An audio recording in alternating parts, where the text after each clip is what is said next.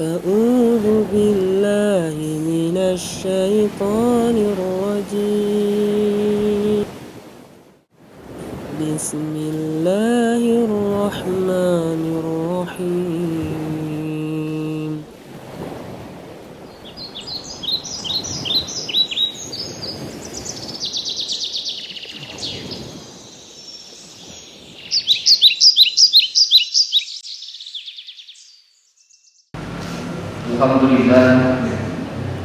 Alhamdulillahil qail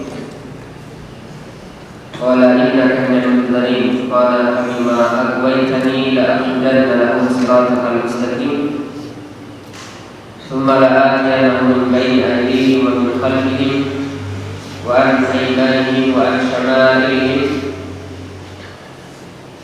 wa la tajidu aktsarahum syakirin. Ibu bapak yang dirahmati Allah, para hadirin, para pejuang subuh yang dirahmati Allah Subhanahu wa taala.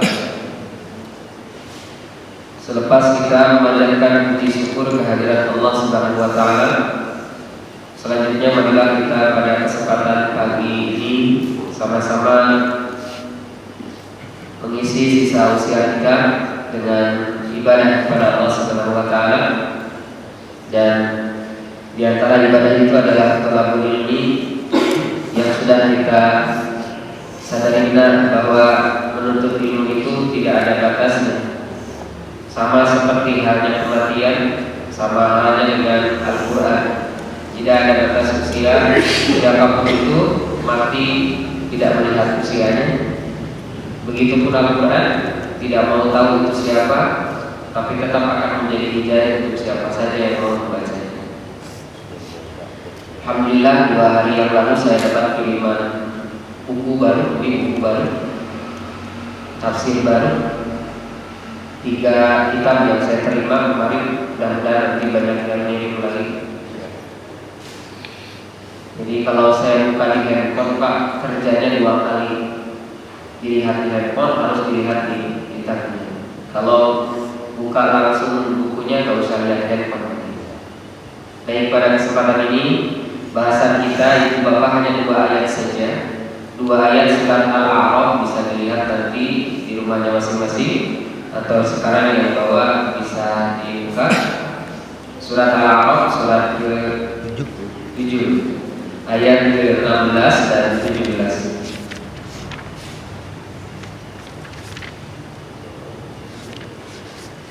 Allah mengatakan di dalam surat Al-A'raf ayat 16 dan 17, A'udzu billahi minasyaitonir rajim. Qala fa bima aghwaytani la aqudanna lahum siratal mustaqim. Qala, siapa yang berkata? Iblis. Di beberapa tafsir semuanya sepakat qala iblis, yang berkata ini iblis. Fa bima aghwaytani fakama adhallatani anil huda, sebagaimana telah engkau sesatkan aku dari hidayah.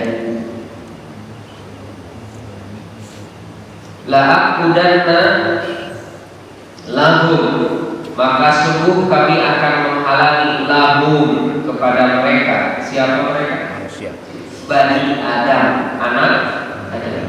Ini mohon maaf ya, Ibu mohon maaf. Ada Habib, Habarihin.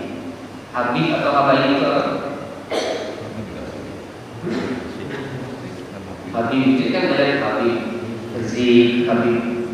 Siapa lagi? Di sini ada Habib?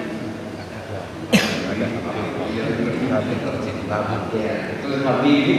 Kalau Habib itu ada yang mengatakan sekarang itu kan Habib itu keturunan Nabi Muhammad SAW. Saya tanya untuk ibu bapak, ibu bapak keturunan siapa? Adam. Jadi sama-sama keturunan Habib. Ya, ini jangan sampai salah hanya orang-orang yang mengaku seseorang saja Habib. Silakan lihat dalam Al-Quran. Pasti penyebutannya adalah Bani Adam, anak cucu Adam, kan begitu. Kemudian dalam hadis juga sama. Misalnya, idza mata ibnu Adam, jika mati anak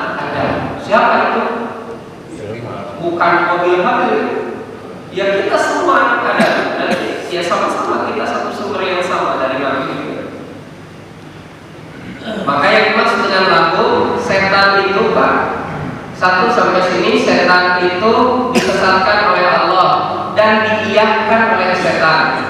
Artinya ketika Allah benarkan setan disesatkan ila yaumil akhir sampai nanti hari pembangkitan sampai hari kiamat, maka setan benar-benar berjanji juga ketika setan dijanjikan oleh Allah disesatkan sampai nanti hari pembalasan pembangkitan, maka setan pun berjanji selama aku hidup karena engkau telah menyesatkanku maka aku akan menghalangi mereka, akan menghalangi kita siratal mustaqim dari jalan yang lurus, dari jalanku yang lurus. Di dalam beberapa tafsir beda-beda Pak. Di antara yang dimaksud siratal mustaqim ada yang mengatakan dinul Islam, akan dihalangi dari Islam. Kemudian ada yang mengatakan Al-Quran, orang akan dihalangi dari Al-Quran, gak mau baca Al-Quran. Kalau dari Islam secara umum, gak mau Islaman, gak mau masuk Islam dari Islam. Atau di dalam tafsir lain disebutkan bahwa yang disebut dengan siratal mustaqim adalah siratal ladzi yuwasilu ilal jannah, jalan yang menyampaikan kita ke surga lebih umum. Ibu yang menyampaikan ke surga apa? Bangun masjid. Setan itu pasti menghalangi orang bangun masjid. Terus bangun malam, ini bukan bangun masjid ya. Bangun malam, sholat malam, orang dijaminkan surga juga. Akan dihalangi. Terus sholat subuh berjamaah, maghrib berjamaah, semua 5 waktu berjamaah, jaminannya dihapuskan dosa setiap waktu, bahkan nanti jaminannya adalah surga, pasti akan dihalangi. Pada Allah Akbar malam ini. Siapa yang mau ke sini? Sekali aja, saudara-saudara. 21. Sebenarnya yang kalah itu kan bukan versinya. Yang kalah itu yang tidak bisa sholat maghrib dan sholat isya berjamaah di masjid itu pasti Pak. Ini kan sangat luar biasa sekali. Ada kondisi surganya sudah ada, panggilan adanya sudah ada, orang tangguh ini belum keluar babak 1 SDN belum main gitu. Akhirnya babak 2 main, ada harapan luar biasa, menit 80 tiba-tiba jadi 2-0. Mak baru ini kan luar biasa. Jadi 2-0.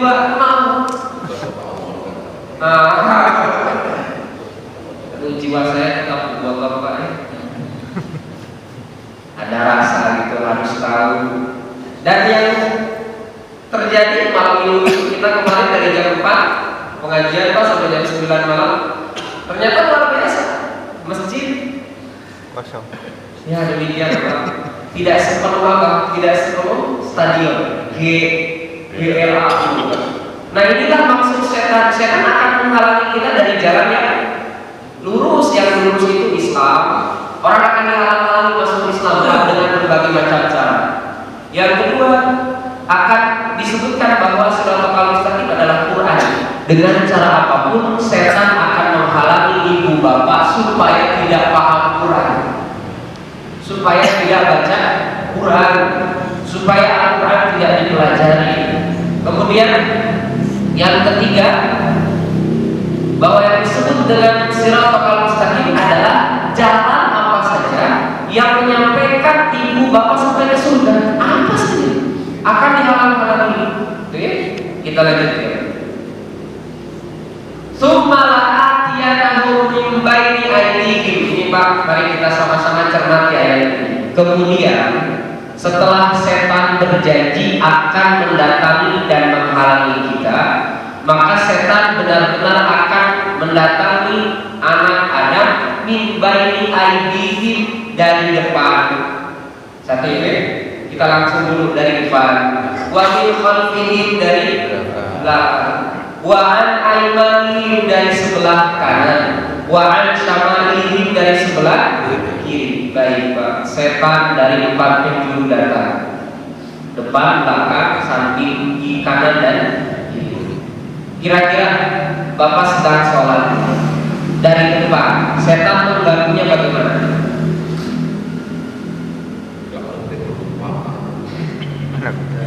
dan detik berlembatan. Dari depan itu godaannya banyak sekali Pak. Makanya teman-teman, ya apalagi ini para pejuang, kalau ke masjid itu pakai pakaian terbagus.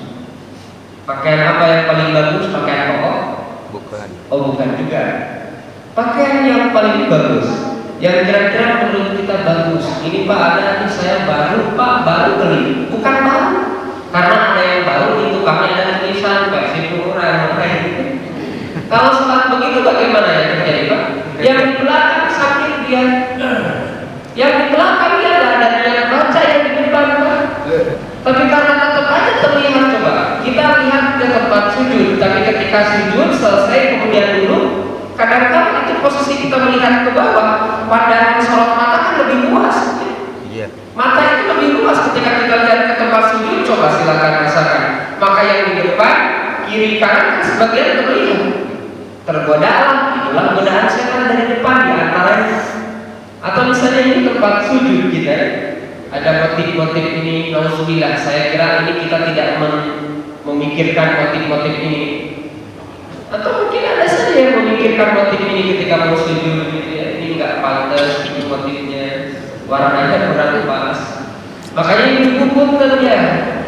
Ini kita sudah ada sejadah, kemudian ini sudah bagus, gitu. Tiba-tiba ibu bawa dari rumah sejadah. Itu ada gambarnya tuh? Ada ya. Ada motifnya. Motif itu kadang-kadang digoda oleh setan, menjadi bagian yang digodakan oleh setan.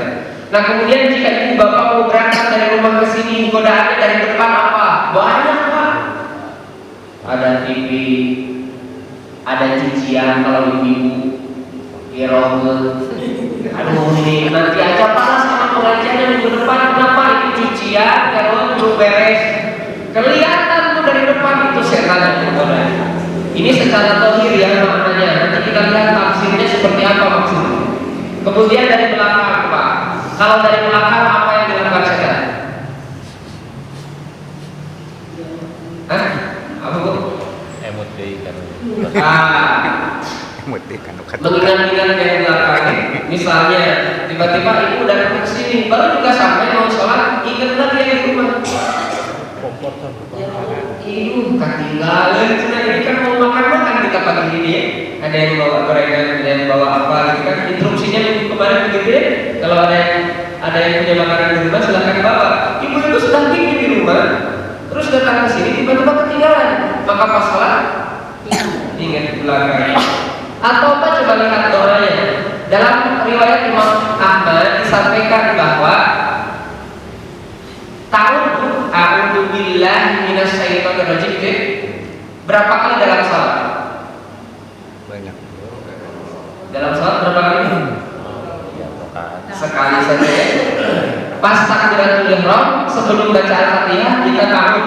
Dan ta'awud salah satunya yang dicontohkan Nabi adalah ketika sholat, a'udzu billahi samiil alim minasyaitonir rajim min hamzihi wa nafthihi wa nafthihi. Ini teman-teman, ibu-ibu, bapak-bapak, ini 3 hal yang dilakukan oleh setan ketika sholat.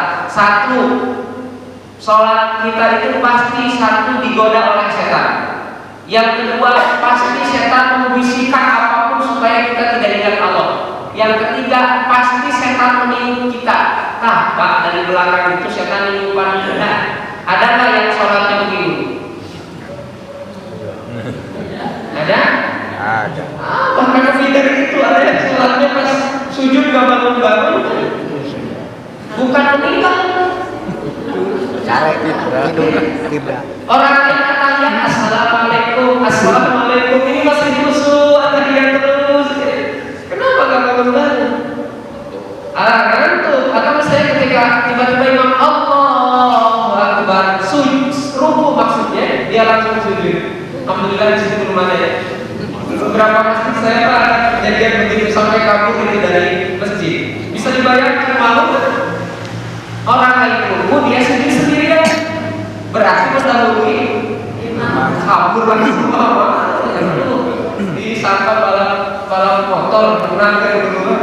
Nggak bisa. Nah ternyata dari belakang setan tiup-tiup dan melakukan apa saja dari belakang. Sekarang dari kanan apa yang dilakukan setan? Dari kanan? pasti membisikkan ke telinga kita, ingat ini. Padahal ucapan pertamanya sangat luar biasa, Allah Akbar, Allah Maha. Tiba-tiba kita ingat yang lain, berarti yang lain itu lebih besar daripada Allah. Ibu biasanya ingat apa? Ingat garobun. Ingat bapak. Bapak ingat apa? Ingat ibu. Enggak ya? Alhamdulillah kalau ibu bapak sudah tidak saling menggoda seperti itu. Kalau dulu kan pas anak-anak ini kayak gini yang para pejuang seperti itu, kadang-kadang ketika sholat ingat yang di belakangnya, yang di depan pasti ingat yang di depannya. Ditunggu-tunggu kalau amin itu aminnya pecah saya. Sampai tahu yang amin saya. Nah ini godaan setan kalau dari sebelah kiri kanan. Ini secara umum ya, setan menggoda dari 4 arah, depan, belakang, samping, kiri dan dari mana tidak menggoda? Dari atas. Ternyata Ibnu Abbas mengatakan dari atas tidak digoda. Maka kata Ibnu Abbas, segera kuatkan hubungan kita dengan yang di atas. Selama hubungan kita dengan yang di atas kuat, maka selama itu pula godaan setan dari samping kiri belakang dari mana saja, dari 4 penjuru itu tidak akan bisa menggoda kita. Contoh apa? Contoh lain, setan itu akan berusaha membuat kita dalam sholat menguap.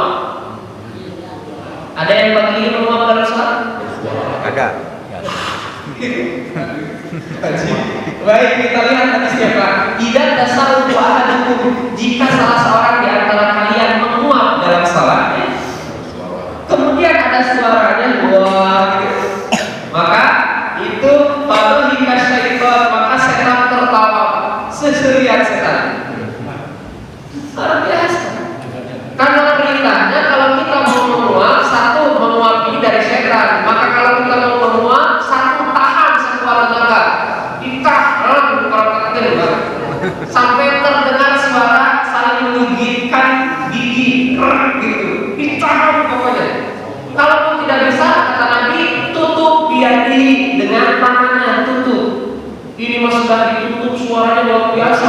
Wah, kebayang setan ketawa-ketawa.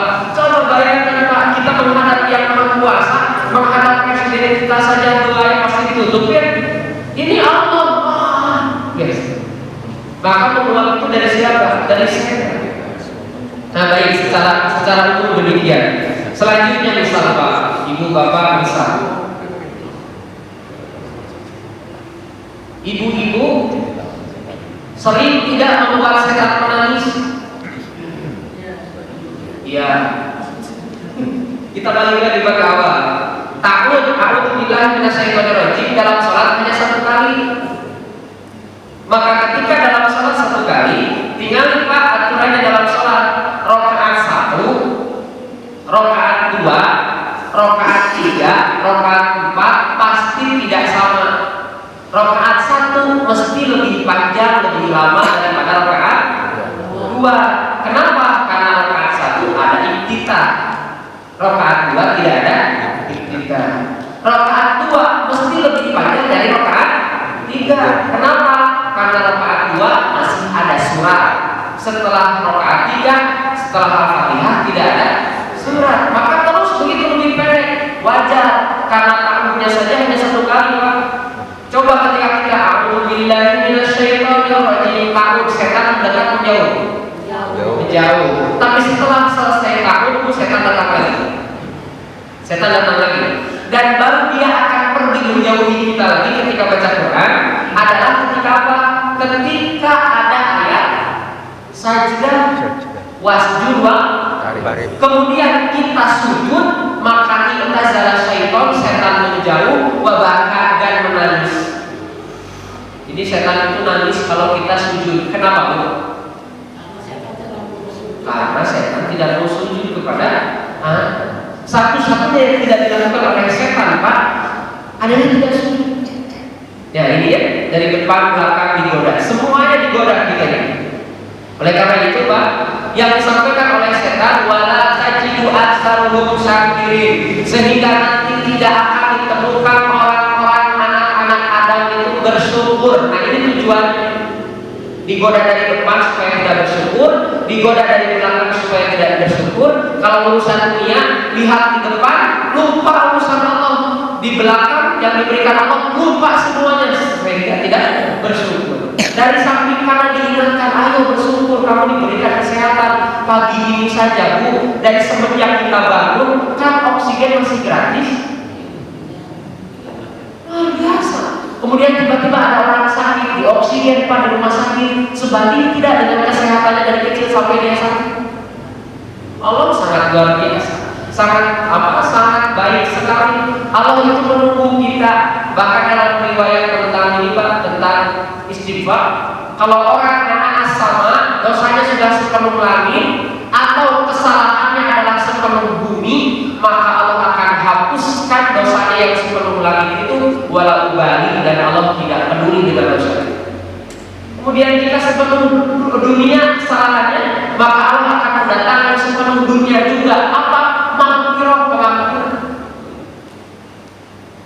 Allah sangat baik, menunggu kita untuk bertobat. Hanya kadang-kala orangnya malu saya kalau ke masjid, saya kan pendosa gitu. Jadi orang itu lebih tidak malu kalau tidak ke masjid. Orang itu lebih tidak malu ketika tidak berangkat kajian misalnya. Baik Ibu, Bapak, sekarang kita tafsirkan. Kita lihat tafsir, misalnya ini tafsir Ibnu Abbas ya. Ringkas juga Pak, ada tafsir cuma satu begini. Biasanya tafsir itu 12 jilid ya, 12 jilid. Saya kira ini cuma satu. Kenapa jilidnya satu? Pas saya lihat ternyata selesai satu Quran 30 juz. Jadi ini lebih singkat. Misalnya satu Pak, setan menggoda dari depan. Maksudnya tafsirnya adalah min qablil akhirah alla jannah wala nar wala ba'ts wala hisab. Jika setan datang dari depan menggoda kita, maka godaannya adalah melupakan akhirat. Jadi supaya kita itu lupa akhirat Pak. Satu, tidak ada neraka, tidak ada surga, tidak ada pembangkitan, tidak ada hisab. Dilupakan itu tidak oleh setan dari depan itu. Jadi kalau ibu bapak sedang lupa apa? Lupa surga, lupa akhirat, itu setan datangnya dari depan.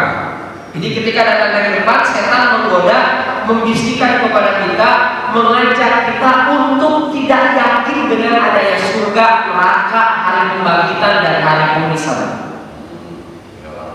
Diharapkan supaya kita tidak yakin dengan masa depan yang lebih cerah gitu.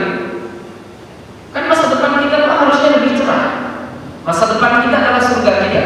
Masa depan kita adalah keridhaan Allah Subhanahu wa taala. Itulah godaan setan. Dari depan itu mengingatkan kita untuk lupa urusan akhirat. Makanya lihat tuh, apa yang terlihat oleh kita, anak kita, harta kita, apalagi itu? Dagangan kita, apa saja itu pasti melupakan kita kepada akhirat.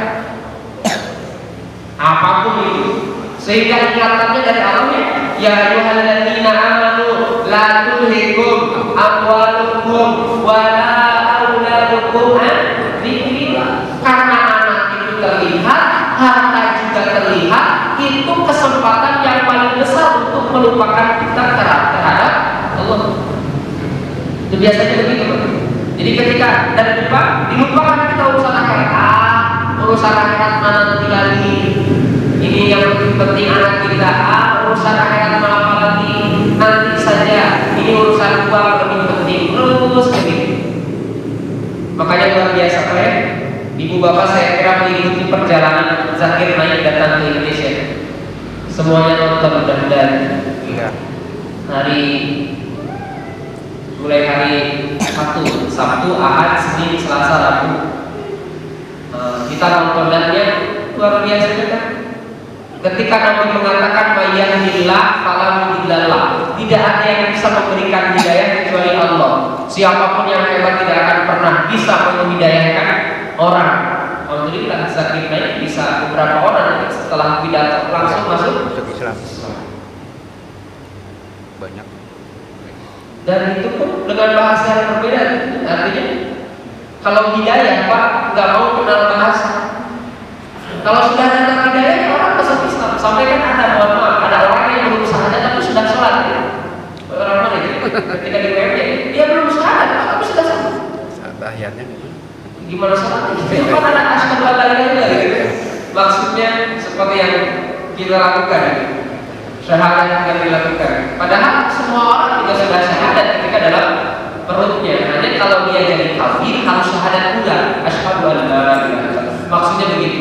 Jadi sholatnya sudah, tapi dia belum mengikrarkan diri syahadat di depan umum kan begitu.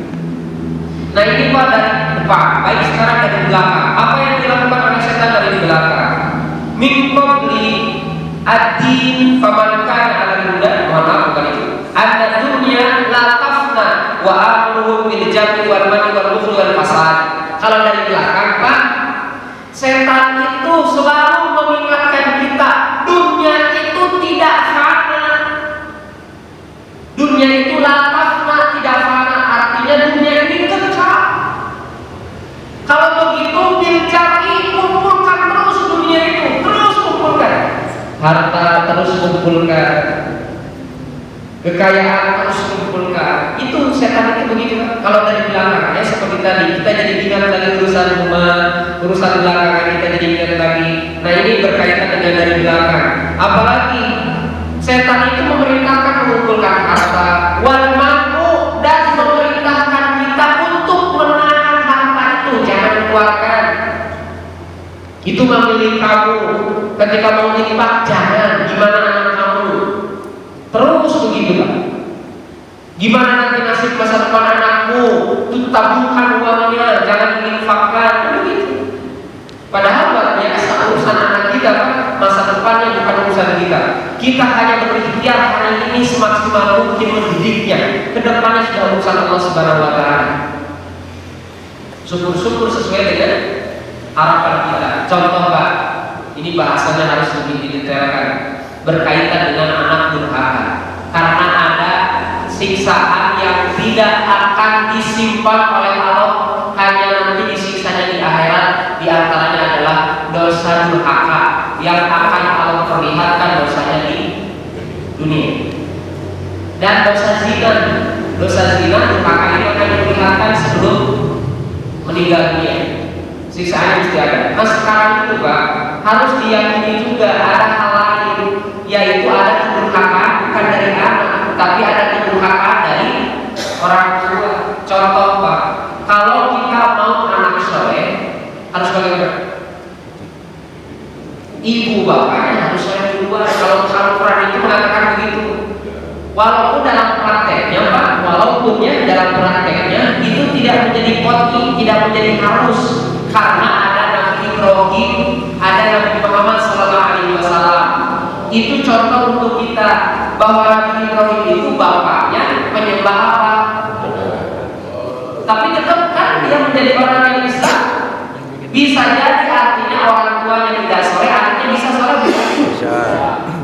Nah ternyata kalau dalam surat As-Saff itu, kalau dalam As-Saff ya ayyuhalladzina amanu lima taquluna ma taf'alun. Kalau ini maksudnya kita orang tua harus soleh dulu, baru nanti anak kita ikut soleh.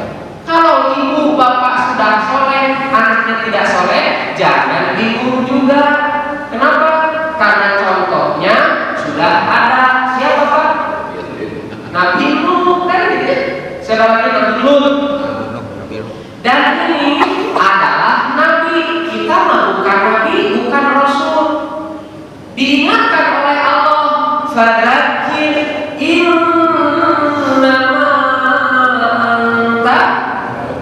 Itu kan begitu Pak ingatannya dari Allah. Hei, kita itu hanya mengingatkan saja, sudah cukup. Urusannya dia ikut kita atau menurut kita itu bukan urusan kita, urusan siapa? Allah. Bukankah Nabi Nuh, Pak Nabi Nuh dakwahnya 950 tahun? Ya, 1.000 tahun kira 50 tahun. Apakah anaknya jadi ikut taat? Tidak. Sampai disampaikan oleh Nabi Nuh, saya Allah dakwahi anak saya itu siang malam. Kalau ibu dakwahnya ada siang malam. Ya kadang-kadang siang aja, kadang-kadang malam saja gitu. Ini siang malam tanpa henti terus dakwah. Sampai anaknya nutup telinga, sampai anaknya nutupin baju ke wajahnya, sampai ketika tenggelam juga masih diajak, ayo mana ikut bapak. Gak mau, saya mau berenang.